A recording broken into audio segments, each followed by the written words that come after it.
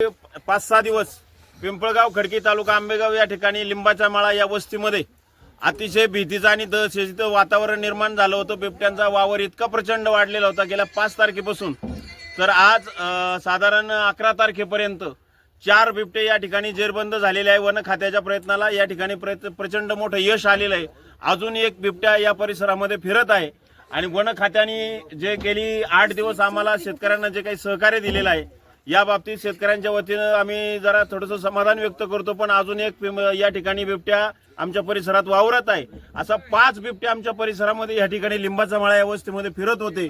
आतापर्यंत 4 बिबटे या ठिकाणी जेरबंद झालेले आहेत।